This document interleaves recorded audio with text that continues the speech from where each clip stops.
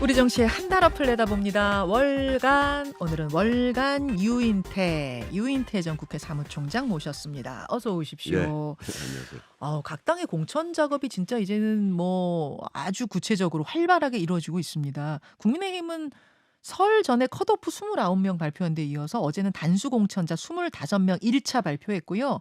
민주당은 주말쯤에 현역 평가 하위 20% 인물들한테 개별 통보를 한다고 하고, 그리고 동시에 이재명 대표가 직접 전화 돌리고 막 SNS 올리고 이러면서 물갈이에 시동 걸고 있거든요. 잠깐 좀 화면 보고 올까요, 예. 총장님? 떡잎이 져야 새순이 자랍니다. 새 가지가 또 다른 새 가지를 위해서 양보해야 합니다. 장강의 물은 뒷물결이 앞물결을 밀어냅니다. 이게 어제 발언인데 SNS에다가는 새술은 새부대 이런 말도 썼습니다. 어떻게 해석하십니까? 글쎄 뭐 선거 때마다 나오는 얘기 아니에요. 저 얘기들은. 예, 그렇죠. 근데 저는 그 우리처럼 거의 50% 가까이 초선이 들어오잖아요. 물갈이를. 예. 정치가 제대로 못하니까 워낙 정치 혐오가 심하니까 예. 사람을 바꿔가지고 어떻게 선거 때마다 표들라고 하는 저 행태가 좀 멈춰졌으면 하는 바람이에요. 저는. 사실은 지금 여든 야든 다 물갈이 작업 한창인데요.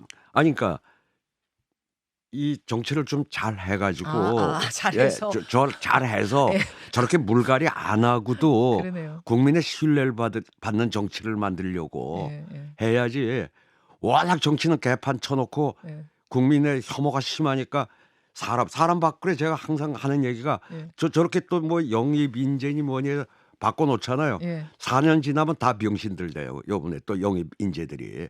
지금까지 쭉 그런 역사였어요. 아하. 이 선거제도 아. 하에서 그렇잖아요. 그러니까 그 지금 하신 말씀은 제 역할 못 하고 또 누구나 그렇게 들어오면 된다. 다 거기 들어가면 바보 되는 바보 된다. 바보 되는 게 지금의 제도 아니에요. 가면 예. 다 초짜들 저기 눈치 보고 전부 거기 동조하고 말이죠. 위에. 그런 의미세요. 예? 그러니까 물갈이를 안 하고도 국민들이 아이고 당신들 잘하네 한 번 더 하시오 하는 분위기가 돼야 된다. 그치, 그렇게 만들어갈 생각을 그렇게 해야지 정치를 좀 해라. 예. 근데 뭐 사람만 많이 바꿔가지고 그러니까 이제 뭐 새술은 새부대 좋은데 네. 그 사람 바꾸는 게 능사도 아니고. 그리고 또 한 가지는 이 뭐 민주당 같은 경우는 지난번에 워낙 많은 의석을 얻어가지고 네. 있는 사람을 쳐내지 않고는 좀 안 되는데 아직은 이제 뚜껑을 열어봐야 알겠습니다만 하여튼 아까 저 얘기가 그 이재명 대표가 후보 시절에 네. 민주당의 이재명이 아니라 이재명의 민주당을 만들겠다고 같은 얘기를 했었거든요. 대선 후보 시절에 했습니다. 대선 후보 예. 시절에. 예.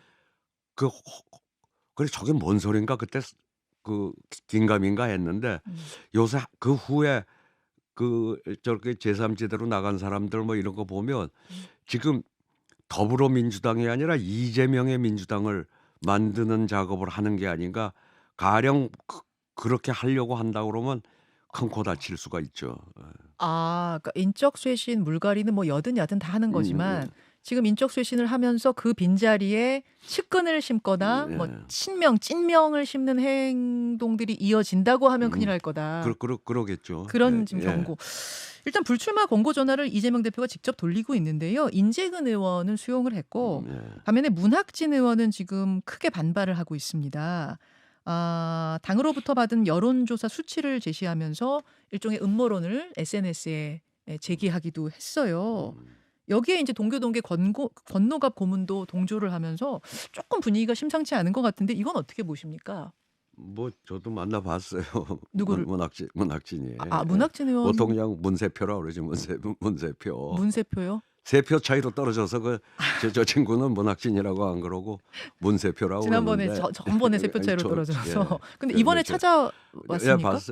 봤어요. 많은 사람 뭐 만나고. 근데 저기 지가 이거 여론조사 회사에 이렇게 의뢰를 해서 했더니 예. 꼴찌라고 그러는데 그래 도저히 이해가 안 가는데 지금 저쪽에서 주려고 하는 뭐 일이라고 하는 친구가 문학진이 보좌관 출신인데 예.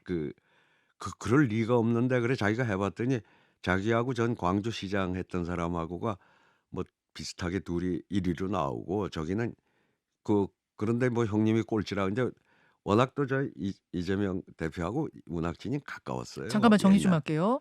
그러니까 민주당의 여론조사 결과 문학진 의원이 꼴등을 했다. 그 지역구에서 형님 꼴찌입니다. 꼴찌하셨어요. 이러면서 음. 이재명 대표가 전화했다는 거거든요. 예. 근데 문학진 의원이 따로 예. 돌려보니 예. 거기서는 당에서 1등한 그 후보가 형편없이 나오고 아래로 조금 나왔다. 지명도 낮고 그래서 못 믿겠다 지금 그런 건가? 저건 그러니까 아니 경선은 붙여줘야지 저 찐명 신기 위해서 하는 거 아니냐 뭐 이래 가지고 강한 불만을 가지고 아니 있더라고요. 문학진 의원의 보좌관이 지금 이번에 후보로 나왔는데 1등 했다고 하는데 찐명을 심다니 게 무슨 그게 말씀이에요? 찐명으로 갔다는 거예요. 그 친구가 뭐 정진상이하고 아주 저 아삼육이 돼 가지고 그 아, 지금 문학진 의원 보좌관 하다가 하던 친구가 예. 그러면서 그럼 문학진 의원은 계속 반발을 하고 혹시 그럼 뭐 탈당하거나 이럴 생각까지 하는 건가요? 뭐 그건 모르겠어요. 뭐 탈당까지는 모르겠는데 어. 어쨌든 이제 이재명 대표로서는 사실 그 문학진은 아주 가까운 사이라고 생각하니까는 이제 뭐 사전에 저렇게 그 형님이 꼴찌라고 그러면서 이제 얘기를 한 건데 글쎄 모르겠어요. 그 옛날에 시스템 공천이라고 그래 놨으면은 뭐 자꾸 나서서 저거 나오면 예외적으로 이제 가깝다고 해서 좀 알려준다고 뭐 친절을 베풀었다고 그럴까 뭐 그런 거라고 자기는 생각했을지 모르는데 예. 하여튼 저 문학진 의원이 저렇게 뭐 반발을 하면서 조금 시끄러워졌죠. 예. 그렇군요. 음. 그런가 하면 이제 인적 쇄신의 대상으로 공관위가 사실상 지목한 뭐 실명을 거론하지는 않았지만 사실상 지목한 인사들이 문재인 정부 책임자들이에요. 지난 정부의 중책 맡았던 인사들이 좀 희생하셔라, 헌신해라 이런 건데 문재인 대통령의 비서실장이었던 임종석 후보가 대표적인 타겟이 됐습니다. 어떻게 될 걸로 보세요? 이쪽은? 그건 도대체 전 말이 안 되는 게 진짜 윤석열 정권 탄생에 뭐 책임이 있는 사람 우선 이재명 대표가 제일 큰 책임 그리고 본인 또 그 자인을 했고 제 모든 게 제 책임입니다. 어허. 책임입니다 했잖아요. 음. 뭐 그래 놓고는 무슨 전 정권에 그러고 음. 임종석 그 의원은 원래 저 19대 국회 할 때 네. 당의 사무총장을 네. 한명숙 대표 때 맡았다가 예. 뭐 기소를 당해요. 음. 근데 나중에 그 최종 무죄가 났어요. 음흠. 그 자기는 상당히 억울하다고 그러고 다 소명도 했는데 그냥 버텨도 되는데 그때가 이제 지금 그 지역구인데 네. 이제 삼선에 그 도전하려고 하는데 깨끗이 불출마하고 그랬었죠. 저 지역 그래가지고 그 지역을 이제 홍익표 의원이 뭐 물려받아서 삼선을 하고 지금 서초로 간 거거든요. 네. 그 당은 빚이 있는 셈이에요. 그때 그래도 그 임종석 의원이 억울함에도 불구하고 나중에 무죄 받았음에도 불구하고 깨끗하게 사무총장도 던지고 음흠.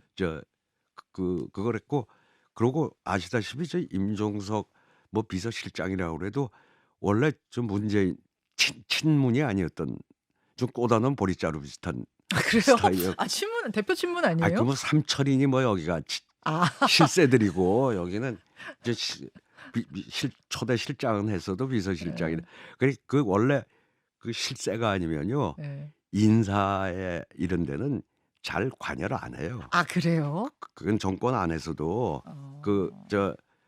보면은 예. 그 대통령 앞에 인사 얘기는 그건 아주 저 실세 아니면은 그건 입 밖에 안 내는 게 다들 그 예의로 돼 있어요. 그게. 근데 윤석열 대통령이 검찰총장 될 때 그때 뭐 이렇게 같이 추천하지 않았냐? 이게 이제 추미애 전 장관 얘기 아닙니까? 말도 안 되는 소리예요.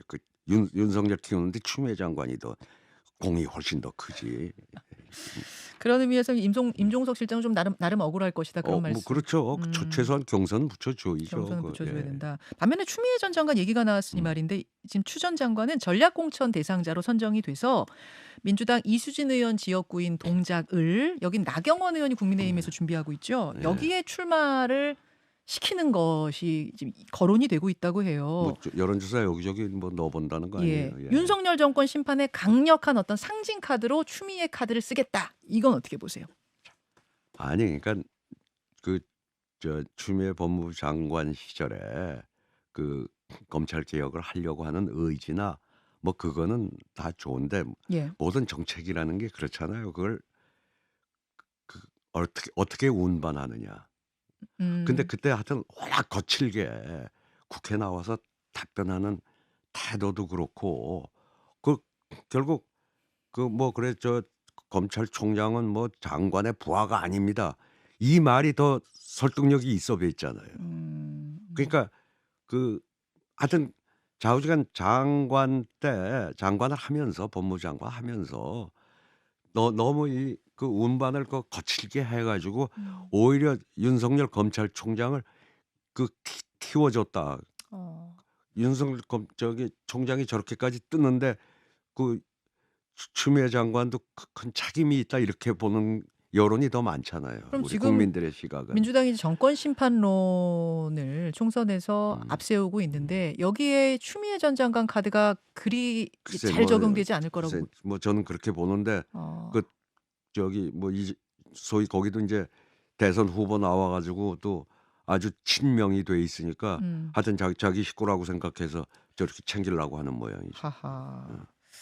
그렇게 보시는군요. 음. 지금 민주연구원의 최병천 전 부원장 음. 인터뷰가 화제입니다. 어제 인터뷰가 보도가 됐는데 최병천 전 부원장이 이대로 가면 민주당이 패할 가능성이 높다 하면서 그 근거로 최근 리얼미터 조사, 정당 지지율 여론조사를 들었어요. 한동훈의 가랑비 전략이 먹히고 있고 민주당은 감나무에서 감 떨어지길 바라는 전략을 쓰고 있다 이러면서 얘기를 했는데 이게 최병천 소장이 경각심 주려고 조금 비관적으로 해석을 한 건지 아니면 진짜로 지금 공천 작업을 보니까 좀 위험하다고 느낀 건지 민주당 원로로서 유 총장님은 어떻게 지금 상황 보고 계세요? 아니 그러니까 뭐 저기 우선 그 원칙과 상식인가 지금 제3지대로 간 예. 사람들이 그렇게 그 통합 비대위를 꾸리자. 그리고 이낙연 대표도 귀국해서 만났을 때 그 비슷한 얘기를 한 거거든요. 원래 정당에 주류 비주류가 있으면 음. 원래 비주류 몫이 있었어요. 그건 그렇게 음.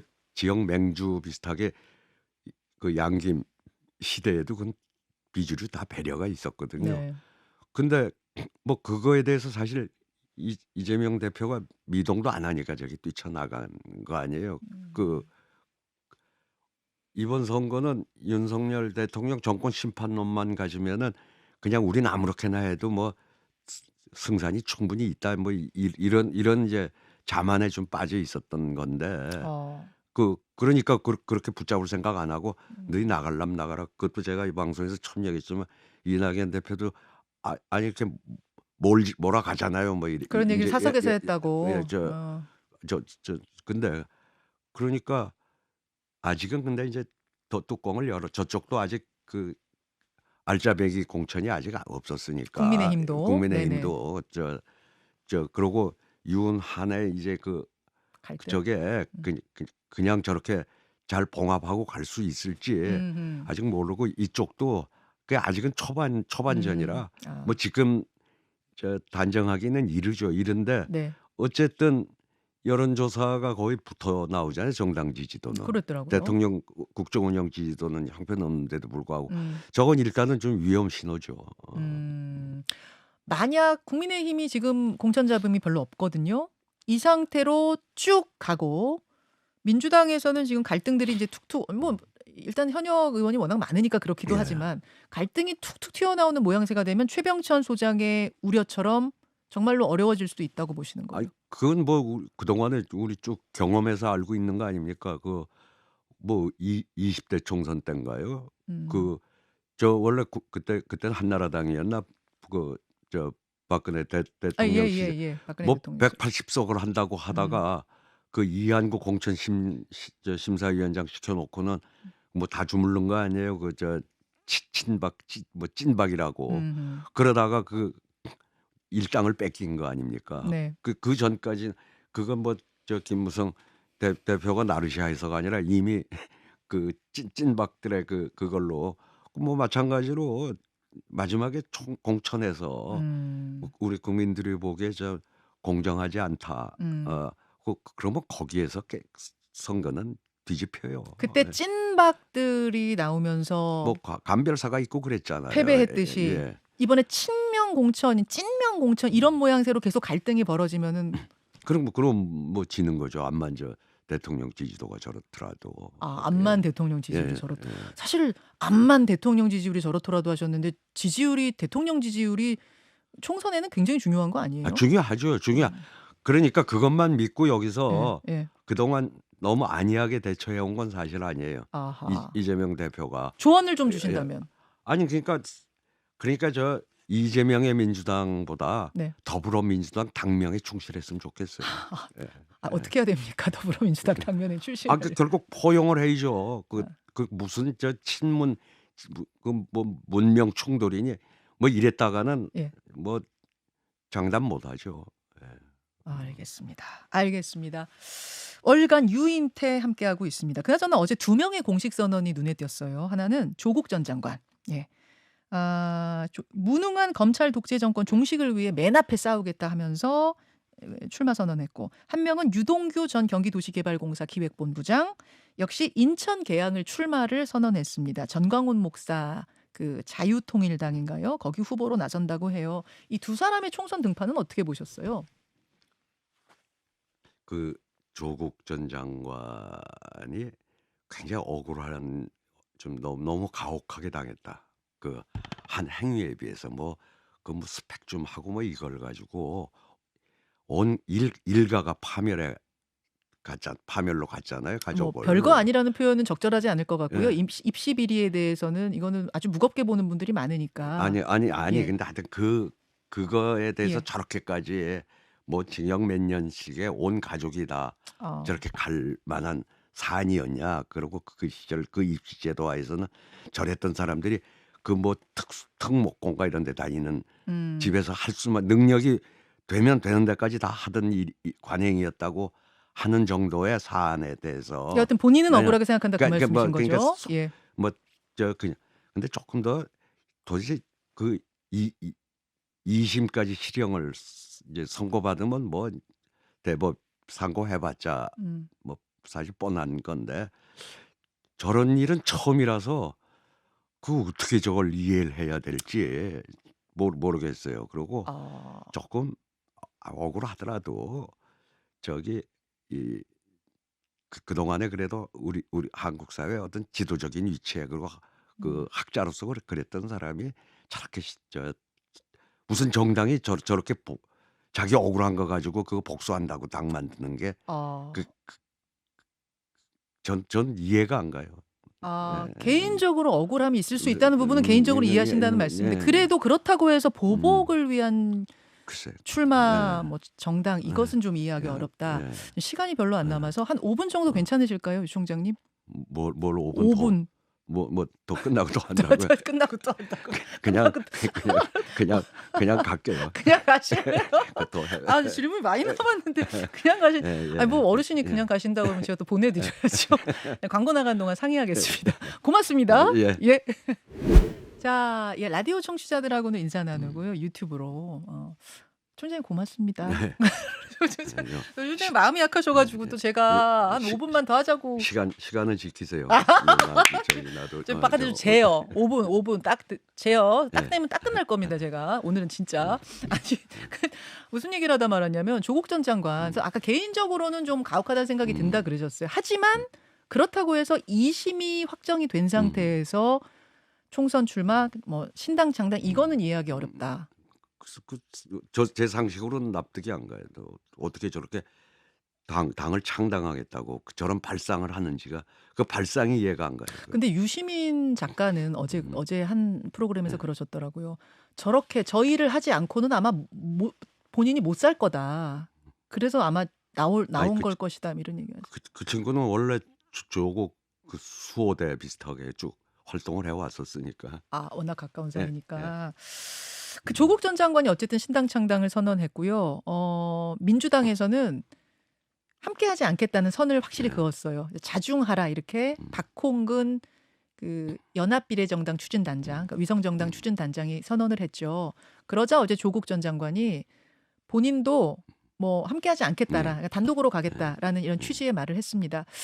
단독으로 가면, 그러니까 조국 신당이 단독으로 가면 민주당에는 큰 영향이 없을까요? 아니면 그럼에도 불구하고 영향이 있을까요? 뭐 조금 있겠죠. 아무래도 민주당이 좀 불리하게 작용하겠죠. 음. 우선 그 조국 뭐 나는 저기 조국 팬덤이 있다는 것도 도대체 이해가 잘 안 가지만 뭐 음. 그렇게 거룩한 일을 했다고 음. 물론 그 탄압을 좀 가혹하게 받았다고 하더라도 그런 예. 뭐 동정심은 있을 수 있지만 그게 뭐 팬덤으로까지 그 생겨서 그 팬덤을 믿고 지금 창당을 하겠다고 하는 거 음. 아니겠어요? 근데 그 사람들은 적어도 민주당에 여기 안겨준다 그러면 지역구 투표에서는 조국 팬덤에 조국 당에 찍을 사람들은 저 비례를 음. 지역구도 안 찍을 거 아니겠어요? 그 정도는 손해라고 봐야죠. 어, 어, 아하. 알겠습니다. 조국 전 장관 이야기를 잠깐 음, 했고 어제 말이죠. 음, 김혜경 여사 그러니까 이재명 대표의 부인 김혜경 씨에 대한 판결이 있었습니다. 기소가 네, 있었습니다. 기소가 있었죠. 요 얘기를 조금 해 봤으면 좋겠는데 1 0원 상당의 음식을 음, 제공한 이게 아마 대선 고 예, 무렵이었던 것 예. 같아요. 1 0원 상당의 음식 제공 혐의로 기소가 됐는데 요것도 어제 꽤 큰 예. 뉴스였습니다. 요거는 총선에 어떤 영향을 미칠까요? 어떻게 보세요? 그건 저쪽이 좀 잘못한 거죠. 그걸 지금 김건희 음. 여사가 저렇게 돼 있는데 그걸 가지고 지금 하필 이 시점에 물론 뭐 공소시효가 뭐 그거 그 기소 안 한다고 뭐 큰일 날 일인가요? 그걸 가지고 그러니까 김건희 예. 여사가 그렇게 돼 있다는 음. 얘기는 지금 디올백 이야기로 그것뿐만이 대통령이 아니라 특검까지 가 있고 뭐 이런 속에서 그걸 하고 김혜경 씨의 그 음. 기소는 안 하는 역풍이 불죠 저러면. 전략적으로 볼 때도 이것은 예. 역풍불사 아닙니까? 물론 그렇죠. 검찰이 지금 예. 뭐 전략적으로 했습니다 이런 건 아니고 음. 공소시효가 이렇게 돼서 한 음. 것이다라고 음. 이야기를 음. 했습니다만 오히려 정치 음. 전략적으로 볼 음. 때는 총선의 예. 역풍불각이에요. 예. 아. 그렇죠. 예. 아하. 얘기가 예. 나왔으니 말인데 김건희 여사 그 디올백 관련된 문제를 대통령이 설 전에 대담에서 언급했잖아요. 아쉽다. 음. 박절하지 못 음. 대통령이란 자리가 박절하게 끊어내질 음. 못하는 자리인 걸 이제 이해해 달라 뭐 이런 취지로 이야기를 했는데 음. 이건 어떻게 보셨어요? 그 박절하지 못했던 거 가지고 수사해서 전부 감옥 보낸 사람이 윤석열과 한동훈인데 아. 아. 그럼 그 사람들인들 그거 그 감옥 다 박절하지 못해서 그거 어 아하. 박절하게 그렇게 다른 건 다 끊어내면서 왜 그러느냐 그 말씀. 그게 말이 돼요 그래? 아하. 어? 좀 그렇게 보셨군요. 예. 알겠습니다. 예. 요 이야기까지 좀 해 보고 위성 정당 그나저나 이제 조국 전 장관이 위성 정당엔 참여하지 않겠다고 했는데 민주당의 이른바 준위성 정당, 민주당에서 이제 준위성 정당이라고 표현을 하던데요. 국민의힘 위성 정당 생기고 민주당은 조금 다른 형태긴 합니다. 어쨌든 위성 정당을 만들게 된 이 상황. 제가 유인태 총장께는 좀 여쭤야 될 것 같아요. 왜냐하면 지난번 월간에 나오셨을 때 그때 이제 민주당이 병립형으로 가느냐 연동형을 유지하느냐 요걸 가지고서 막 갑론을박이 있을 때 연동형 버리고 병립형으로 돌아가면 그거 천벌받을 짓이다 그 얘기를 하셨잖아요. 위성 정당 만드는 것도 천벌받을 짓이라고 했죠. 아. 저기 그 이해찬 대표 때 이해찬이가 그때 천벌받을 짓을 했다고 그러는데 예. 지난번에도 물론 앞번호는 저기 그 시민사회나 다른 군소정당한테 주고 민주당 후보들은 뒤로 갔는데 음. 안 하려고 하다가 하여튼 뭐 저쪽이 저래 하니 이게 이러다가는 이거 우리가 소수당 될지도 모른다. 그래 가지고 인제 쭈삣쭈삣하고 그걸 꽤 부끄럽게 음. 위성정당을 했는데 이번에는 아예 내놓고 당당하게 하대요. 그러니까 정도로 따지면 아니 연동형 가자는 게 다당제 하자는 거고 좀 이 군소정당도 이 소선거에서 그 득표력은 있어도 저 지역구에서 못 되는 사람들에 대해서 어느 정도 기회를 주자는 게 이게 연동형 취지 아니에요. 네. 그럼 연동형 했으면은 네. 그럼 저쪽이 하더라도 여긴 안 했어야지. 아하. 그건 나누렇게들 그러니까 소위 정도로 가야지 뭐 지금 정치에서 도대체 이 정도라는 걸 그 원칙과 정도라는 걸 찾아볼 수가 없어요. 그러니까 병립형으로 안 가고 연동형으로 간 거는 네. 다행인데 거기서 그럼 위성 정당을 안 만들어 꼼수 정당을 안 만드는 것까지 갔었어야 되는 거 아니야 그 말씀. 아니 그렇죠. 국민의힘 만든다는데 그랬다가 이거 그러면 이렇게 어떻게 아니 되지? 그러면 당 쪽에 가까운 그 저 비례 투표 이제 예. 투표 용지가 2개니까 예. 그 사람들 그 표가 어디로 가겠냐 이거예요. 어디로 가겠느냐? 아니 예. 저기 저쪽 당에 지금 음. 여당 쪽으로 가진 않을 거 아니에요. 어. 그 표가 그 비례표가 아하. 예? 여기 위성정당 안 만들어도 예예. 그러면 그 사람들한테는 그냥 그 어. 뭐 정의당, 녹색당 뭐 여러 무슨 당 무슨 당들이 당 예. 뭐 조국당 뭐 만든다 그러면 여러 개가 있을 거 아니에요. 네. 그쪽으로 그래 자기들끼리 한번 그 음. 경쟁을 하게. 그래서 취지를 살리자. 그 군소 정당들 속에서도 서로 경합을 해가지고 적자생존 살아남는 사람 살아남고 예.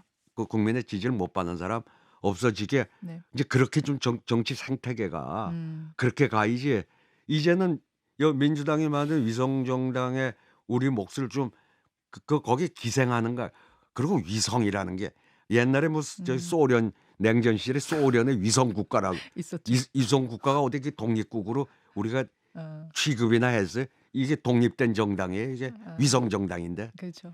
그걸 그런 말도 안 되는 정도가 아닌 거를 갖다가 저렇게 다들 뻔뻔하게 저쪽은 우리 원래 연동형 찬성 안 했으니까 우리 그 한다고 그러는데 이제 지난번에 못 모르고 찍었는데 우리 국민들이 이제 이 연동형을 하고 좀 다당제 지금 이 적대적인 정치가 실종된 이 양당제에 대해서 실증을 냈기 때문에 네. 이번에는 아마 저는 그 뭐야 제3지대 네네. 개혁신당 쪽으로 비례표가 그 거기서 찍으랜다고 그렇게 난 저쪽을 그 국민의힘을 지지하는 국민들도 그렇게 호락호락 그쪽만 위성정당만 표를 주지는 알겠습니다. 않을 거라고 봐요. 위성정당이 꼼수정당이라는 걸 이제 국민들이 확실히 아는 상황에서 예. 다시 위성정당을 만들게 된 양당에게 과연 얼마나 덥석 표를 주겠는가 그 말씀이시고 예. 연동형을 하라고 주문하셨을 때는 예. 따끔하게 경고하셨을 때는 위성정당 없는 연동형 얘기한 거지 물론이죠. 이런 위성정당 있는 걸 얘기한 게 절대 아니다 그 아니다. 예. 말씀이신 거예요. 예. 알겠습니다. 예. 알겠습니다. 5분 됐나요? 좀 지났어요. 아, 내가 보고 있어요. 아, 얘기하라니까 왜 바깥에 가만히 있었어. 저 딱 지키려고 그랬는데 여기까지. 아, 귀한 시간 내주셔서 감사드리고요.